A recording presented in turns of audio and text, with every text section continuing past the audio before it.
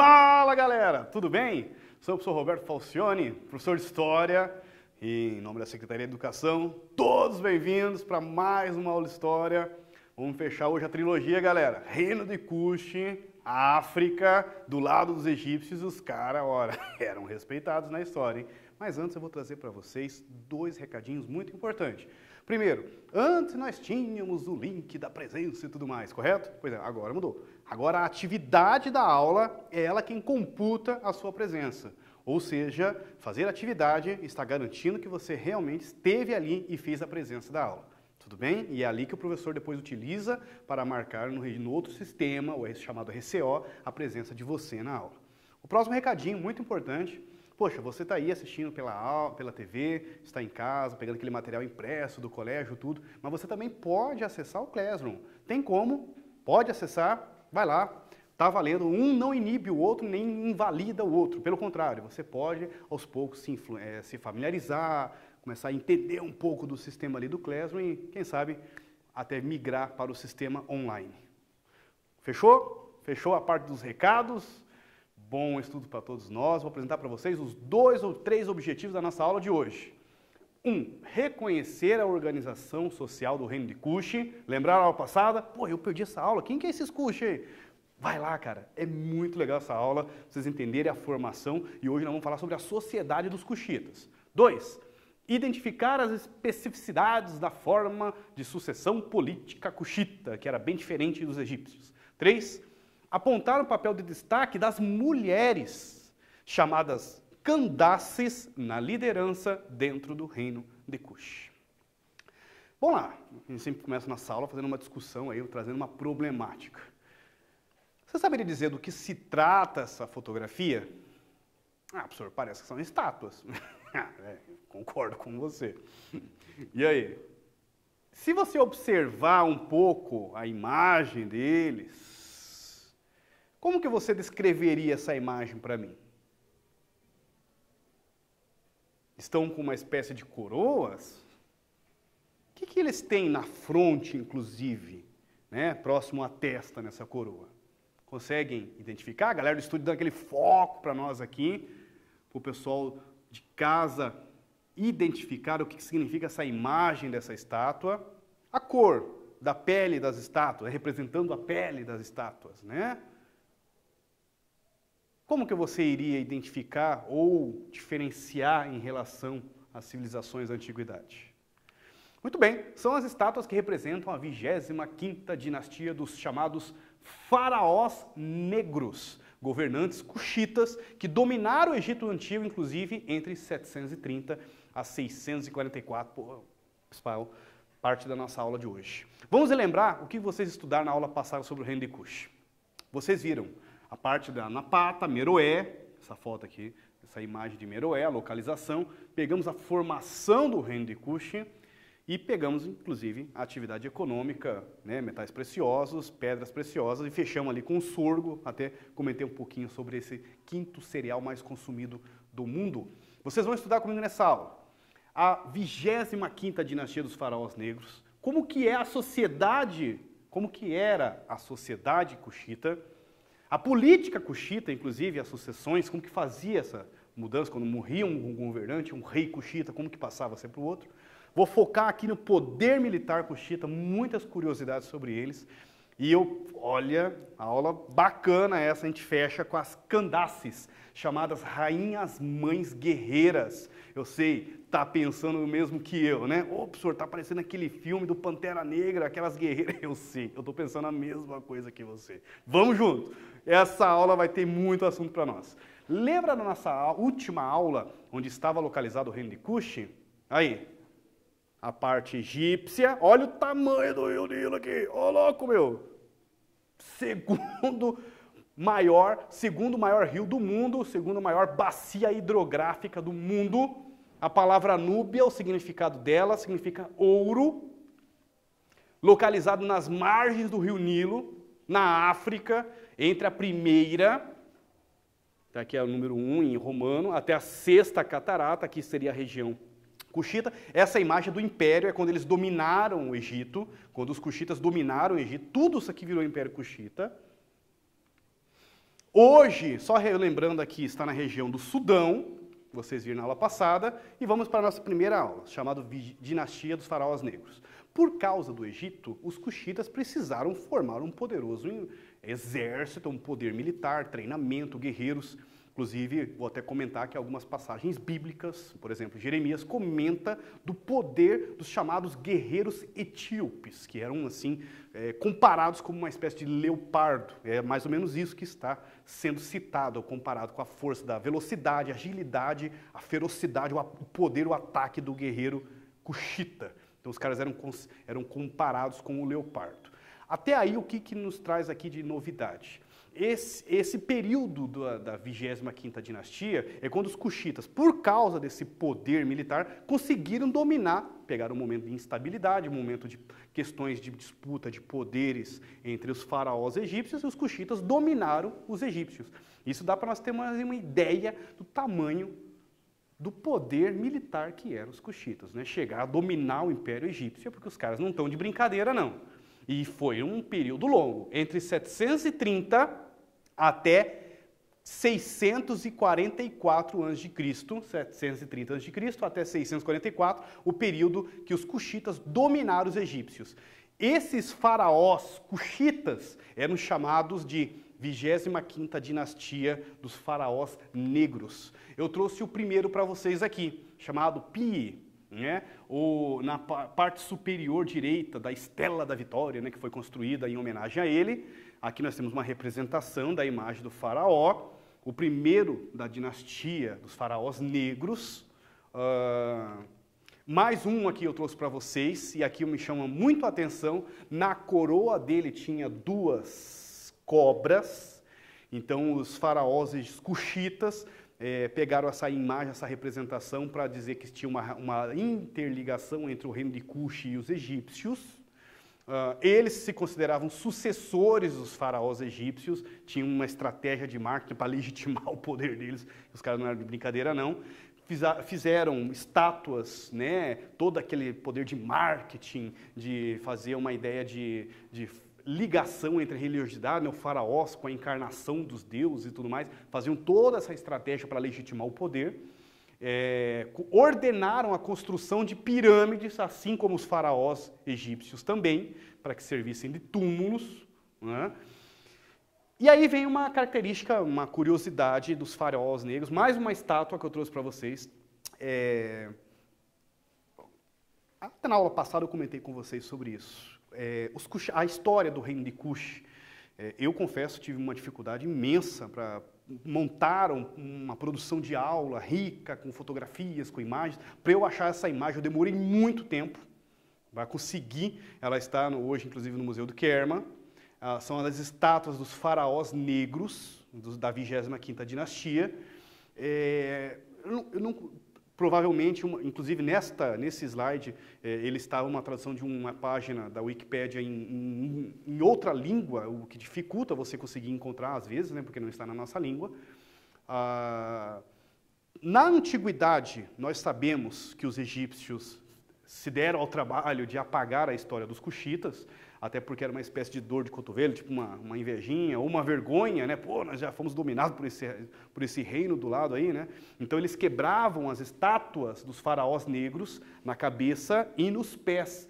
É uma espécie de vandalismo que também, para eles, na antiguidade, quebrar a cabeça e os pés de uma estátua era uma ideia de humilhação. Como você tem raiva de um inimigo, você ia lá e quebrava a cabeça e os pés de uma estátua de algum deus, de um outro rival, de um outro povo, como uma forma de menosprezar aquilo, sabe? Era a ideia que os egípcios tinham dos cuxitas. Isso também ajudou para que muito pouco se chegasse a nós. Não posso cravar com toda certeza, mas o país Sudão, até hoje o país, né, que era o reino de Cush, um país de predominância religiosa muçulmana, islâmica, com um terço da população vivendo abaixo da linha da miséria, da pobreza, enfim. Isso também não posso lhe garantir, mas pode influenciar diretamente por que temos até hoje muita dificuldade para recuperar a história também do reino de Cush. E por que se tem muito pouco escrito, o que não foi destruído pelo tempo, pelo passado, né, por outras civilizações, por que se chegou muito pouco para nós? Porque, afinal de contas, eles desenvolveram uma língua chamada meroítica, usaram o hieróglifo, também foram tão poderosos quanto, né, os egípcios, mas por que pouco se chegou para nós? Né? Então, aí traz... E por que os livros de história dão um pouco menos de foco em relação ao Egito Antigo? Então, está aqui uma inquietação na nossa aula aí. Como que era a sucessão? No Egito, o filho sucedia ao pai. Né? Ó, morreu o faraó fulano, quem vai suceder ao trono? O filho dele, o filho primogênito. Aqui, em Cush, aqui no reino de Cush, o rei era escolhido entre os eleitos, havia uma eleição dos líderes da comunidade e depois colocava uma consulta aos deuses da cidade. Os cuxitas escolhiam seu rei de um modo muito original.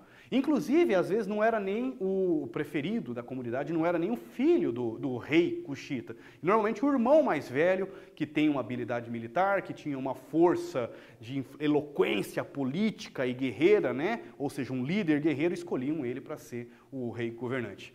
Inicialmente, os líderes da comunidade votavam naquele que consideravam mais preparado para o cargo de rei. Em seguida, lançavam sementes ao chão, uma espécie de um ritual, para perguntar aos deuses da cidade, ao deus da cidade, se a escolha tinha sido aceita. Em caso de confirmação do deus, realizava-se uma festa que terminava com a coroação do novo rei. Aqui uma estátua do rei Shabataka, da 25ª também dinastia, que o professor Roberto comentou, os faraós negros. Primeira atividade da aula. Chega de falar, como diz o outro. É com vocês agora. Mão na massa. Escreva em seu caderno, caderno em mãos, como era escolhido o rei no reino de Cush e a organização política. Daqui a pouquinho nós voltamos para corrigir junto. Combinado, galerinha?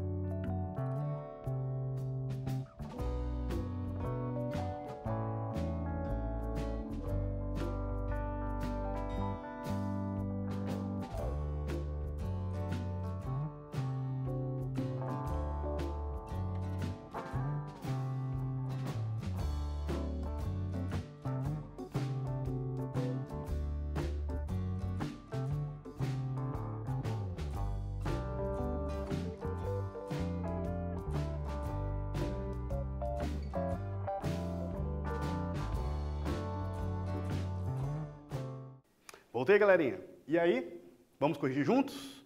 Enquanto no Egito o filho sucedia ao pai, em Cuxi o rei era escolhido entre os eleitos pelos líderes da comunidade e pela consulta ao Deus da cidade. Bom, aí eu trago para vocês uma história que chama muita atenção do reino de Cuxi. Eles eram muito guerreiros, o poder militar era muito valorizado, e segundo, inclusive, o nosso livro de história, o que era de se esperar, tendo o poderoso Egito como vizinho, você tem que ter mesmo poder militar para se proteger, né? Em caso de necessidade, todos os homens eram convocados para a guerra. Eu trouxe para vocês uma imagem de arqueiros cuxitas em madeira, de 2061 a.C., está no Museu do Cairo, que mostra a influência até hoje, inclusive, né, de objetos cuxitas na região do Egito. O exército cuxita, composto de homens que lutavam a pé e outros que guerreavam a cavalo, enfrentou os egípcios diversas vezes, ou para defender-se deles, ou também para conquistá-los. A aula passada nós comentamos, os egípcios dominaram também os cuxitas em 1530, foi um período que os egípcios dominaram os cuxitas. Depois, nessa aula de hoje, que o professor Roberto comentou com vocês, né, 730, o reino de Cuxi dominou os egípcios, aí foi um outro período. Mas isso mostra que é uma civilização tão poderosa quanto os egípcios. Existem várias escrituras bíblicas, inclusive, onde os núbios são referenciados como um povo orgulhoso, forte, guerreiro e temível pelo mundo inteiro. Da onde, professor, você tirou isso aqui? Professora Sônia Ortiz Cunha, no seu trabalho PDE, comenta, inclusive, que Jeremias compara os soldados cuxitas como leopardos, pela sua força, velocidade com cavalos e sua violência na forma de guerrear, como eles eram muito combatentes, muito respeitados. Os camponeses eram o principal grupo. A maioria da população, assim como no Egito, eram camponeses. Sabe-se muito pouco sobre eles. Afinal de contas, seus corpos não foram mumificados, a mumificação era um processo caro, não eram para todos que podiam ter essa oportunidade de mumificação, de ter uma pirâmide, apenas para os reis, rainhas, enfim, né, sacerdotes, comerciantes ricos, porque vocês viram lá nas aulas do Egito Antigo, o professor Roberto explicou, é um processo caro, custava caro. O livro, quanto que custava o livro dos mortos? Um boi. Para ter ideia que o boi, não só hoje, como na época, também custava caro. Poucas fontes escritas no reino de Cuxi sobre eles. No entanto, dá para nós termos uma ideia, né, que os egípcios, deixa eu até voltar aqui, que os camponeses, né, por mais que nós não temos, aí vem o trabalho da arqueologia, o chadurf, quem lembra do chadurf? Aquela madeira com uma extremidade, uma pedra, na outra um balde, onde o camponês pegava a água do rio Nilo para, através dessa pedra, dessa madeira, uma madeira reta, a outra um outro tronco, uma pedra na ponta, na outra ponta tinha um balde, chadurf de origem egípcia cuxita, os cuxitas também tinham, era um uso, a roda d'água movida a cavalo, a boi, também era de origem cuxita, também tinha na civilização cuxita, então assim, dá para nós imaginarmos uma sociedade de um trabalho pesado, que se organizava através do tempo do rio Nilo. Foi encontrado, quando o Império Cuxita, né, quando os cuxitas dominaram toda a região, foi encontrado também um nilômetro, né, numa região muito próxima. Lembra do nilômetro? Para eles terem uma ideia do tamanho das cheias do rio Nilo e quanto que eles iam poder plantar no ano, também tinha no reino de Cuxi, os chamados nilômetros, né, principalmente nos templos.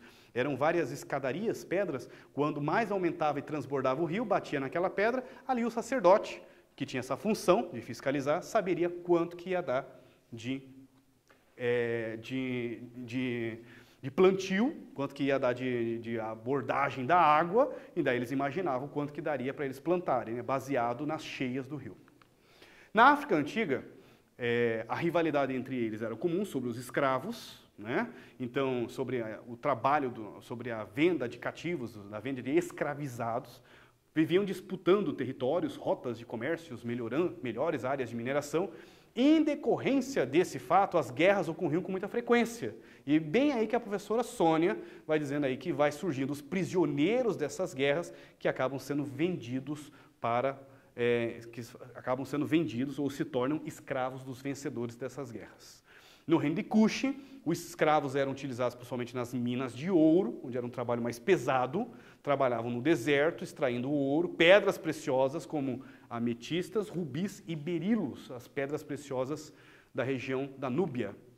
Mais uma atividade para vocês. É sobre o poder militar. Por que era tão importante? Por que os cuxitas ficaram famosos por esse poder militar? Daqui a pouquinho voltamos, corrigimos juntos.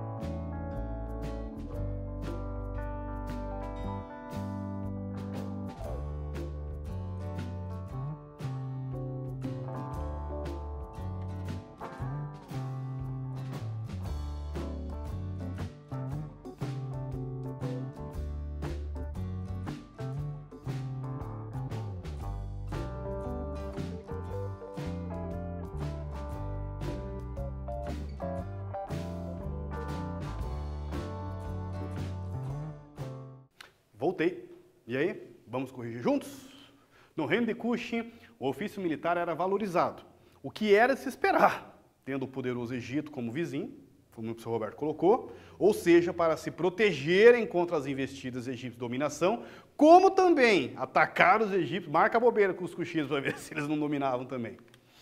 Há indícios, agora, vamos para a nossa terceira parte da aula, é sobre as Candaces.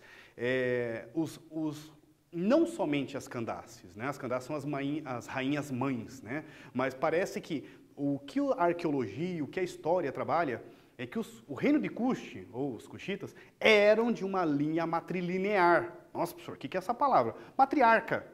Um poder, uma sociedade onde as mulheres tinham forte influência na política, na religião, como sacerdotisas, faziam papéis importantes de decisões políticas e religiosas dentro da sociedade cuxita. Não somente as Candaces, mas a mulher em geral tinha um papel de destaque. É uma característica das civilizações, inclusive algumas civilizações africanas, inclusive o reino de Kush, se destaca o papel das mulheres, né? E aqui, entre várias funções que as mulheres tinham, uma que me chama muita atenção são as Candaces, porque eu fico imaginando um exército cuxita vindo, né? Na sua frente uma rainha, né, liderando uma infantaria, uma cavalaria de soldados etíopes, né, soldados cuxitas, né, com uma baita de uma lança. Fico imaginando aquela cena, aquela rainha, né, vindo de frente, encabeçando, né, só faltando de chamar aquele grito de guerra lá de Wakanda, não é verdade? Pensem a força que tinha as chamadas Candaces. Há indícios arqueológicos de que gostaram, né? De que as mulheres ocupavam posições de destaque no reino de Cush. Elas podiam ser sacerdotisas, administradoras de uma cidade, uma espécie de governadoras, e podiam ainda chefiar o governo. Aí recebiam, quando elas se tornavam rainhas, recebiam o título de Candace. Eu trouxe aqui a chamada Candace Amanitore, foi uma das mais famosas. Mais uma aqui, a Manichaketo, também ficou muito famosa porque ela, provavelmente, é o que os indícios mais confirmam, que ela liderou uma resistência ao poderoso Império Romano. Eles bateram de frente. Não coloquei para vocês, porque para a gente não ter muito, mas resumidamente, o que se coloca é que, inclusive, a Candace Amanichaketo mostrou, além de ser uma poderosa rainha militar, ela também tinha um poder de política ali, de barganha, de saber negociar. Quando ela viu que a coisa estava apertando ali para o lado cuxita, chamou os generais, dizem, né, os livros de história, chamou os generais romanos, e falou, vem cá, vamos conversar aqui. É o seguinte, mantenha a nossa autonomia, deixe o nosso espaço e eu vou liberar para vocês um espaço aí, umas terras como pagamento da nossa autonomia. Daí vocês não invadem e nós vamos aqui tentar negociar a paz aqui. E deu certo. Então ficou muito marcado a história da Amanichaketo, não somente pelo poder militar, mas também por uma habilidade, como diz o outro, quando a água bate no pescoço você tem que achar outra maneira de negociar a paz, meu amigo. O reino de Cush foi governado por várias Candaces. Candace é um título derivado da palavra meroíta, palavra meroíta porque os cuxitas criaram uma língua chamada meroítica. Ou Kitake ou Kitke, que significa rainha mãe. Mais uma atividade, são duas aí para vocês. Daqui a pouquinho nós voltamos e corrigimos juntos, combinado?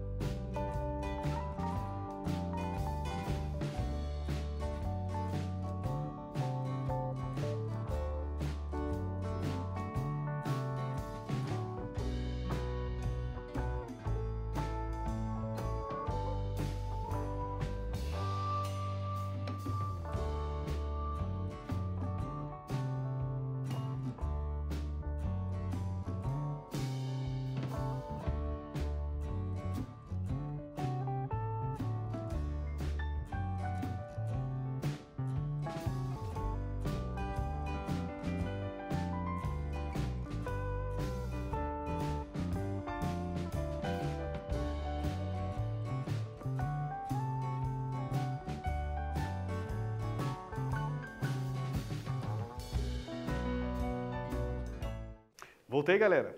Vamos corrigir juntos? Por que pouco se sabe sobre os camponeses? Porque não se tem muitas múmias sobre os camponeses, nem dos escravos. É um processo caro, né? Existe pouca ausência de escrito das pirâmides sobre esses grupos. Nós temos sobre as Candaces, sobre os reis, sobre os sacerdotes, né? Porque eles construíam as pirâmides e mandavam nas paredes dessas pirâmides contar suas histórias, enfim, né? Quem era a pessoa, o que ela fez de importante. Mas não quer derrubar a importância dos camponeses ou dos escravizados. E aí que entra o nosso papel de historiador, né? Descobrir, buscar a história dos camponeses. Contei do Chadurf, vocês ficam imaginando, né? uma família camponesa, trabalho árduo, na frente ali, como diz o do Rio Nilo, esperando vir ali as enchentes, molhar ali a terra, aquela terra arenosa, como diz o outro, para fazer o plantio, né? Com a enchente ele vai ter uma ideia de qual é o tamanho ali do trabalho dele, vai ter que esperar o período de semeadura, esperar o período da colheita, num período que ele não está trabalhando na agricultura, ele vai pagar uma espécie de corveia, né? Ou seja, pagamento de tributos através de trabalho para o seu governante, para o seu rei. Então, é uma sociedade, um grupo social de muito trabalho, trabalho pesado. E isso é importante nós destacarmos na história. Aí vem as Candaces, né, que vocês gostaram delas, né? Candaces eram as grandes rainhas guerreiras do reino de Cush. Era um título derivado da palavra meroítica, KTKE ou KDKE, cujo significado o significado é rainha, mãe. Vamos fazer junto com vocês aqui o que foi a 25ª dinastia dos faraós negros. Um minutinho para responder, daqui a pouquinho nós voltamos.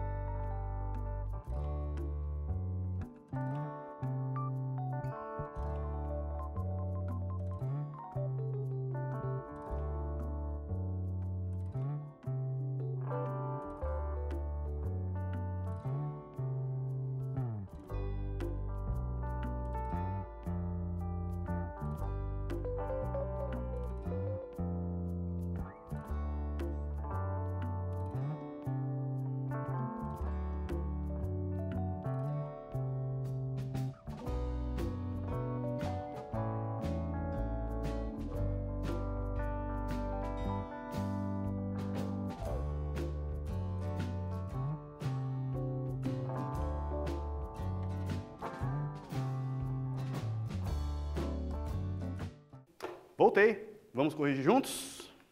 Foi quando o reino de Cush conquistou o Egito, os chamados faraós negros, né, por causa da pigmentação, a cor da pele desses faraós de origem cuxita, eram mais escuras, né, características africanas mais negras, em comparação com a pele do egípcio, que era mais clara. Número 6.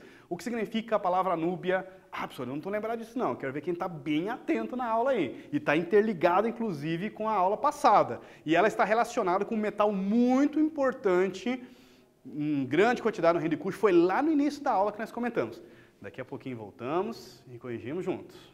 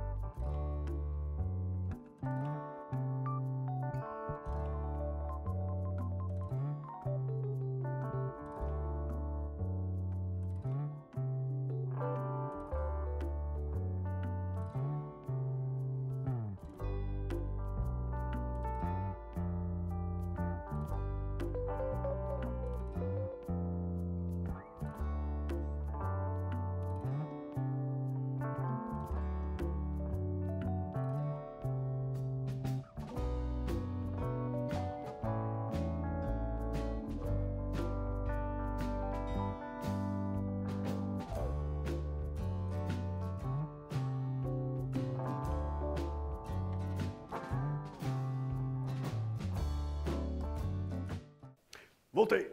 E aí, o que vocês responderam? Vamos corrigir juntos. Que metal precioso era tão importante assim naquela região, em grande abundância, que inclusive dá o significado da palavra Nub, ou Núbia, é o... Tcharam! Letra C. Núbia deriva de Nob, significa ouro. Vocês aprenderam comigo nessa aula, galera. Sociedade, a 25ª dinastia, política cuxita, poder militar, as Candaces, gostaram, né? As rainhas de Meroé. Fecho com as referências. Meu muito obrigado a todos vocês que estiveram junto comigo nessa aula, de coração. E a gente sempre fecha com aquele nosso jargão, né? Tá bem famoso já. Foco no estudo, galerinha. Força, um pouquinho de fé, não faz mal a ninguém. Até a próxima, valeu!